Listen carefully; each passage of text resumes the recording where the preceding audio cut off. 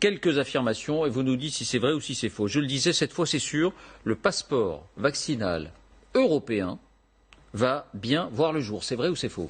Vrai. La Commission européenne le présentera dans 2 semaines, le 17 mars, et il sera numérique avec un QR code. Nous présenterons ce mois-ci une proposition législative pour un passeport vert, avec l'objectif de permettre graduellement aux Européens de se déplacer en sécurité au sein de l'Union européenne ou en dehors pour le travail ou du tourisme, a annoncé sur Twitter la présidente de la Commission. Ce passeport vert aura donc le même nom que le passeport israélien. Depuis 10 jours, toutes les personnes vaccinées l'ont imprimé ou chargé sur leur téléphone portable. Et ce passeport numérique permet de rentrer dans les restaurants, les centres commerciaux, les salles de sport, bref, de revenir à une vie normale. Alors pourquoi, en Europe, ce qui paraissait impossible hier est devenu possible aujourd'hui? Eh bien par pragmatisme. La crise dure, des variants sont apparus, les pays ne peuvent plus réagir en ordre dispersé.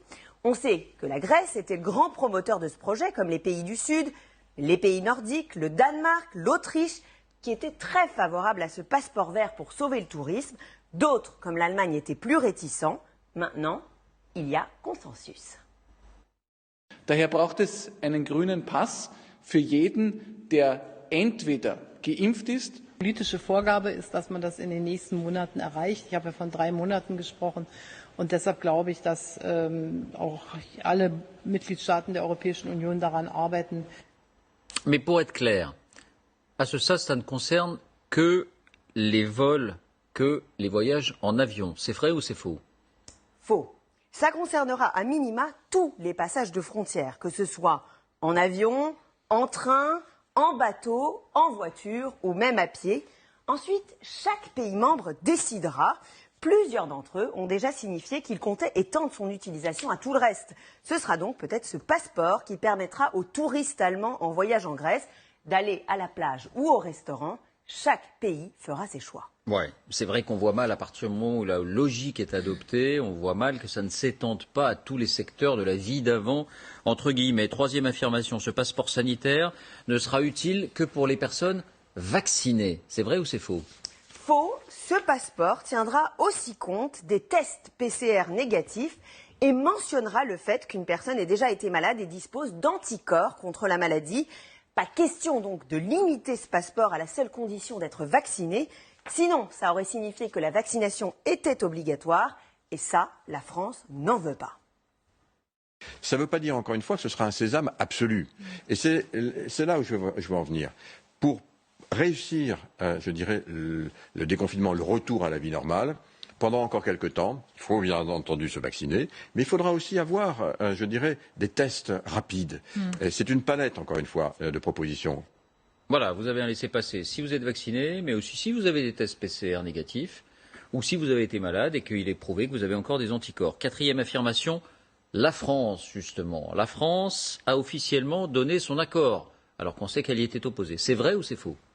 C'est vrai. Si le président est encore très prudent sur le sujet, le ministre des Transports, lui, l'envisage clairement.